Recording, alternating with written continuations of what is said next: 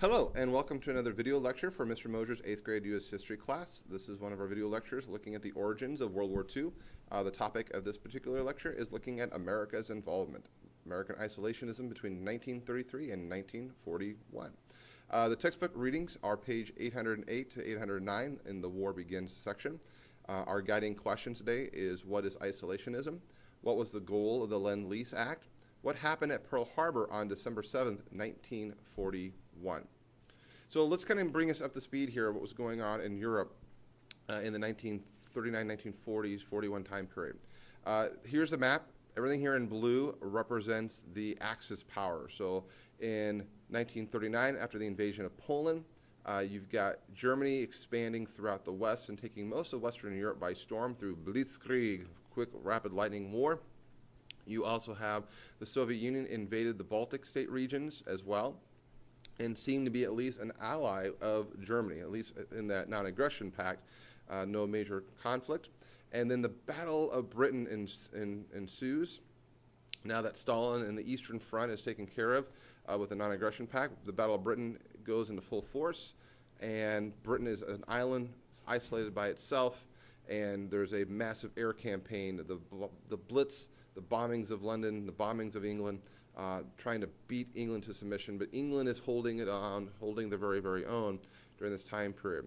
In a very odd move, and some historians might say maybe a foolish move, in 1941, Hitler decides that he's kind of has Great Britain bottled up and decides to invade the Soviet Union, which violates the non-aggression pact. So in June of 1941, Hitler invades Eastern Europe and goes towards a quick blitzkrieg full-out force attack to get to the capital of the Soviet Union, Moscow, to take Stalin out of the picture and to control the Soviet Union.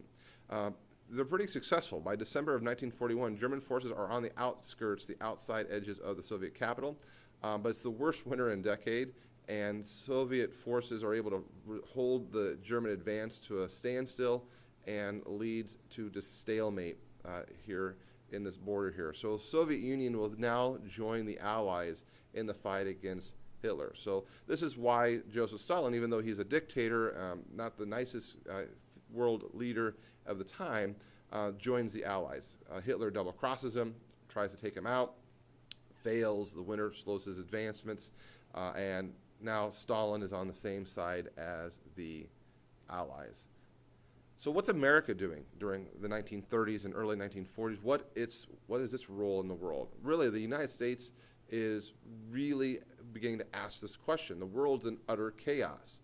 But there's two different opinions beginning to emerge of what America should be dealing with. Should America stay neutral? Should we stay out of the conflict? Or do we need to prepare ourselves that we might get dragged into this conflict here as well? And so you have here these two very different competing ideologies. And you might recognize the cartoon drawings here and the name here of Dr. Seuss. Dr. Seuss will definitely be on the side of getting America into thinking about, we could be possibly next year, if Germans expanding here throughout all of Europe, they might not stop just with Europe. They might look at global domination. And so there's these two very different competing sides here. And with isolationism, which is the other side, which is this isn't our problem, let's not get involved with this, was the other viewpoint that a lot of Americans held. An isolationist is somebody who just says we should only be involved in our own self-defense. We shouldn't get involved in foreign wars and foreign conflicts, that there's no benefit to this. This stems a lot from what happened in World War I. A lot of Americans after World War I felt completely upset and angered that they felt that the war was maybe caused by this need for the banks and the industry to make huge amounts of profit. That this was a war fought in World War I, not for an American interest, but for business interests.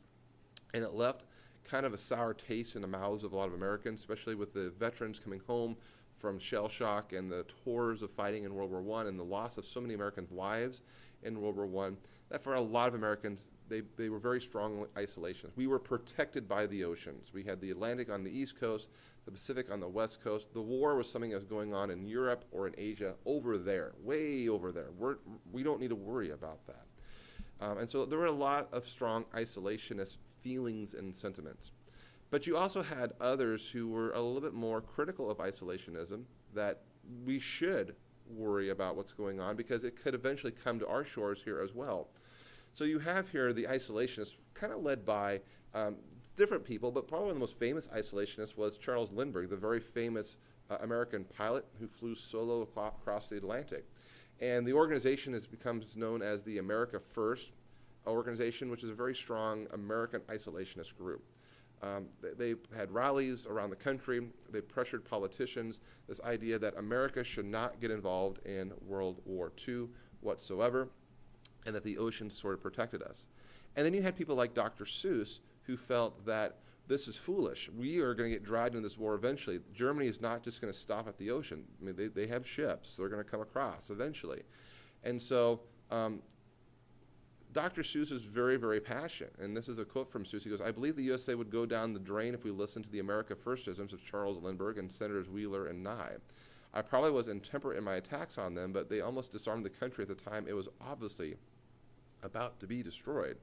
And you can see that in a lot of Dr. Seuss's cartoons and political cartoons of the time period, the 1930s, was he's very worried that America is going to bury its head in the sand and pretend, la, la, la, nothing's happening, and by the time we realize it might be too late. And that was a very big concern for people like Dr. Seuss. So what should America do? There obviously was not a huge desire by the majority of Americans to get involved into the war. So how should we help out? Well, the analogy that kind of begins to develop in the late 30s is this idea that your neighbor's house is on fire. If your neighbor's house is on fire, will you stand and watch it burn to the ground? Or will you help out by maybe giving them your garden hose or hooking it up to your faucet and trying to put the fire out until the fire department shows up? You know, to help out, to lend a hand to your neighbor in their time of tremendous despair. And this is what the United States policy is from President Franklin Delano Roosevelt, FDR, Delano Roosevelt, to kind of help out in World War I. So in 1941, as this world is in chaos, Roosevelt gives his State of the Union speech, and I want you to kind of listen to what his plans here are.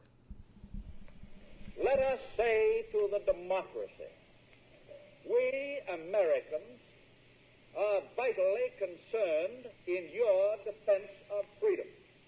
We are putting forth our energy, our resources, and our organizing powers to give you the strength to regain and maintain a free world.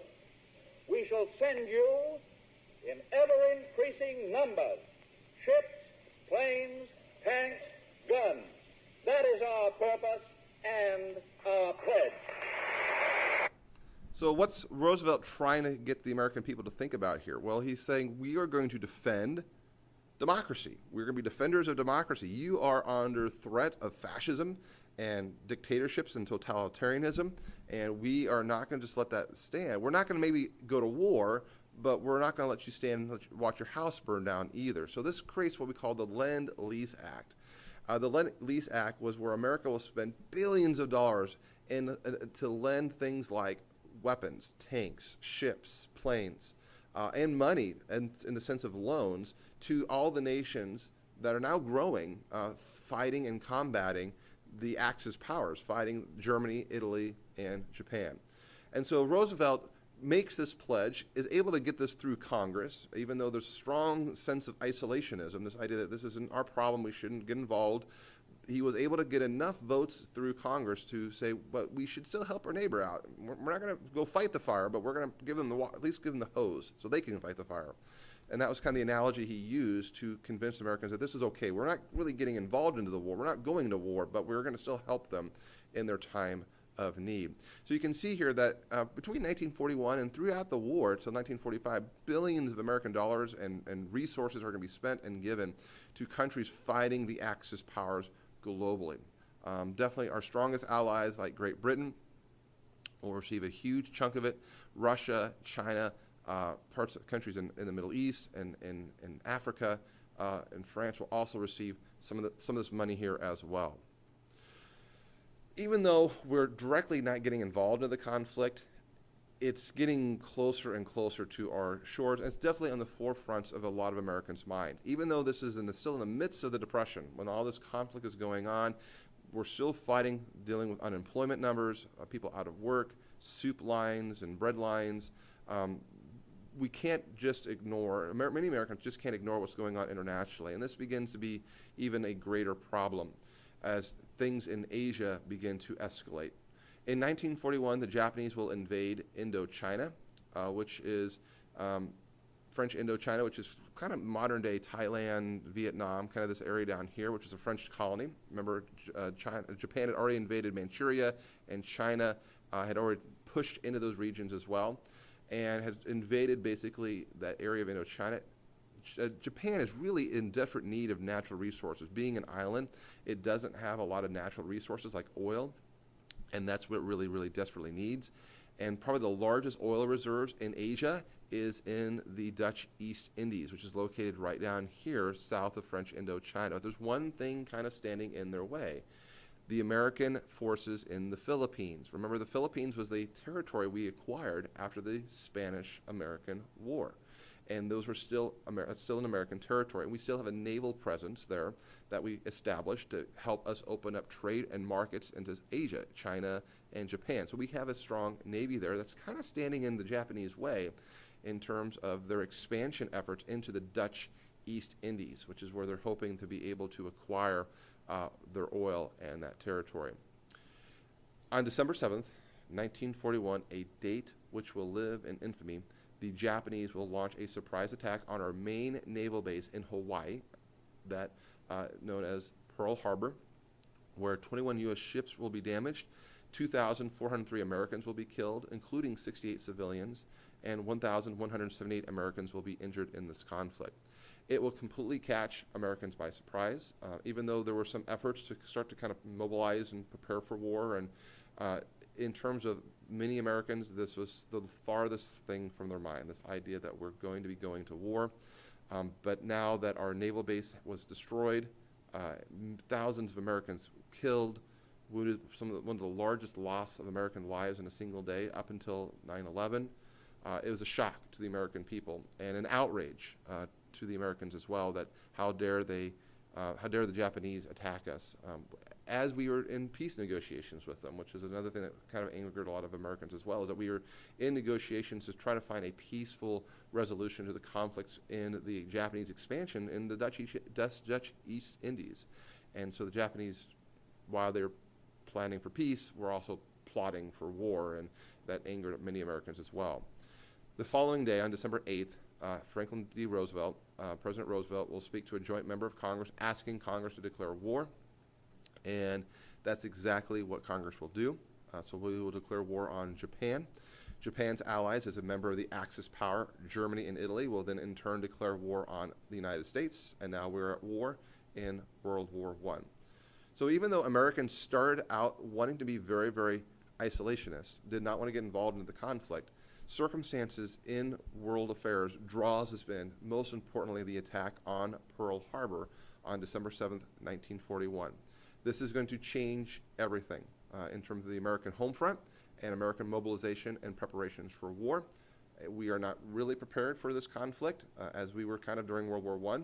So there's going to be a massive troop call-up and a huge need to build up the weapons of war to win this conflict, which at least it seems in 1941 and going into the spring of 1942, it seems pretty dire. America and our allies aren't doing very well in the conflict, and the Axis powers are on the march. And it seems like no one and nobody can stop them. But we'll find out later how that changes. And so thank you for listening. As always, if you have questions, please make sure you ask. Have a good day.